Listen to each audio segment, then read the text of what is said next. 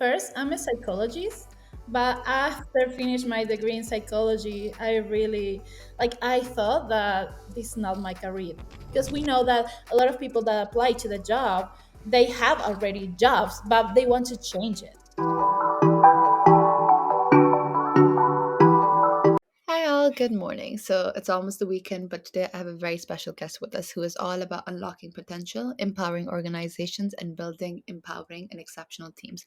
Let's welcome Valentina on 10 Minutes of Hiring Wisdom, where she will tell us about what it's like building strong teams which can collaborate and be productive together to produce amazing results. Hi, Valentina. How are you doing today? Hi, I'm really good. How about you? I am doing well. So, Valentina, thank you so much for joining us. I'd love to understand you've been in the HR, the technical recruitment space for a while. What was your journey like, and what are some of the things that you've learned along the way?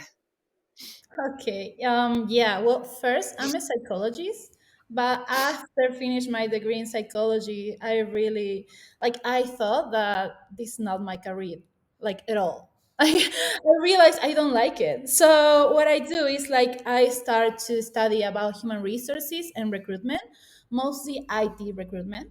So I start my journey with blockchain company and IT software company as well. Yeah, at the beginning it was hard because it happens to me that I don't like to. It probably happens to everyone that don't like to fire people. So it's it was so hard because it was the first task I have to do. So it was oh, I don't like to do this, and yeah, I beginning my journey that way, and after that, I learned how to do the job description. I learned how to do the intake meeting with the hiring managers. Even I have more than 25 certificates in how to do the IT recruitment because it's really hard, mostly in those days because let's face it, software engineers are really hard to find. So yeah, and after that I moved to Walgreens, and Walgreens teach me a lot.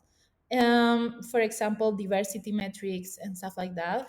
We couldn't hire anyone before we hire the diversity metric. For example, if I like a candidate, I need to pass for probably 25 other candidates, like a black people, a black woman, and stuff like that, before I hire someone because we give opportunities to everyone. For example, yes. That's amazing. I think it's very interesting that you moved from psychology to HR because I think your psychological background would allow you to develop deep relationships with the hiring managers, with the candidates. So that would have given you an upper hand. So good for you to find something that you're passionate about. So thank you so much for sharing that, Valentina. Valentina, you mentioned that you got 25 different certifications when it comes to technical recruitment. Can you elaborate a little more on the certifications? What were some of the skills and characteristics that you got while you were learning about those specific courses? Okay, yeah, sure. I learned, for example, about the unconscious bias, the stereotype, and stuff like that. Because, for example, you see a lot of resumes with a picture on it. And I learned that's a bad thing to do because you create an unconscious bias in the people who are reading. Maybe they say, oh, he studied or she studied in the same university as me. I'm going to give her a chance. Or, oh, I think she's cute. Maybe I could talk to her. Yeah, and that's really bad. You don't have to do that. So right now when I receive resumes, I see a lot of without picture, and that's amazing. Also, I learned how to use different tools to hide the picture and hide where they study. So I can send it to the hiring manager, and the hiring manager can see where they study, where they look at, stuff like that. So I learned a lot about that. Also, I learned a lot about different softwares. Also, for example, different programming language as well. Also, I have to learn about what the front developer do, the backend developer, full stack developer, and stuff like that, because we hire a lot of different type of seniority level on the software.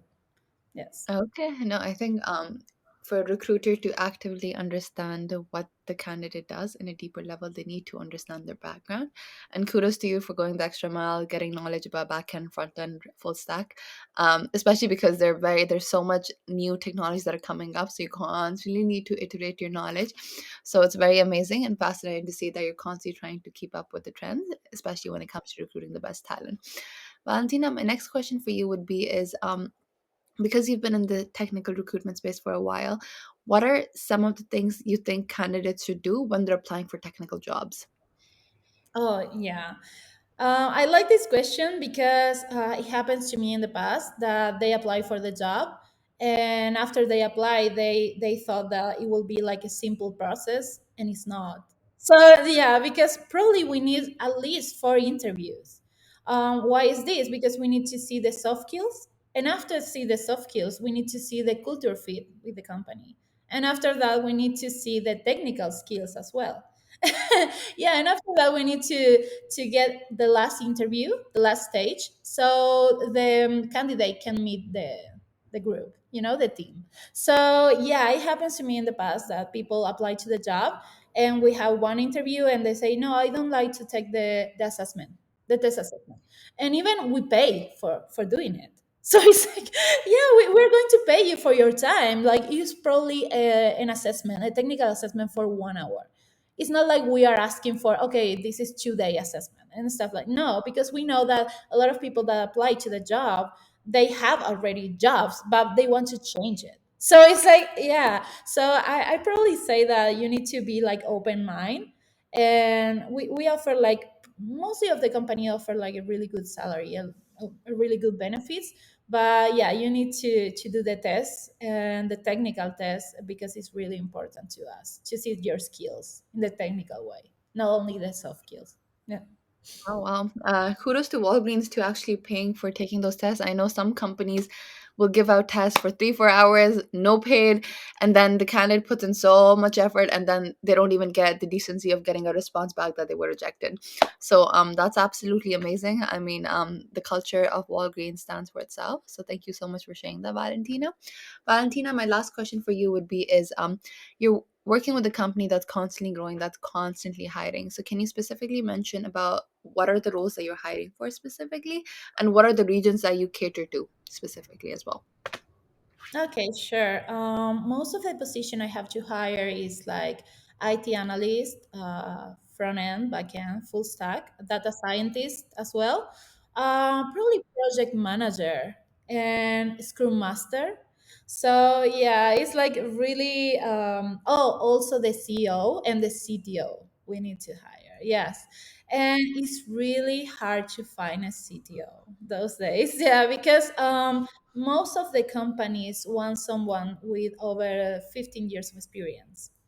Yeah, in this role, it happens to me that at the beginning of my journey, when I start to recruit for CTO, it happens that I remember this. I say, hey, we can offer, I don't know, $200,000 per year, and they say, no, no, it's too low.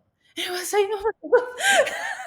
I didn't have like any idea what salary they manage, but after I do the research, also I use a lot of ChatGPT right now. Yeah, so I ask everything there, and I say, "Oh my God, they winning more than that." And also, like, people who have more than 50 years of experience are already taken. So it's like, yeah, and they work for really big companies like Google or Apple, and it's really hard to find a good CTO. I don't care, honestly, in the personal way, where they study. I don't care how many years of experience they have. I really like people who are proactive.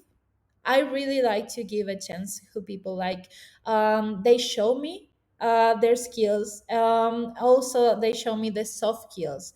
They show me they have patience, they have empathy, because we not only hire good workers, we hire good people. I think it's really important to know that.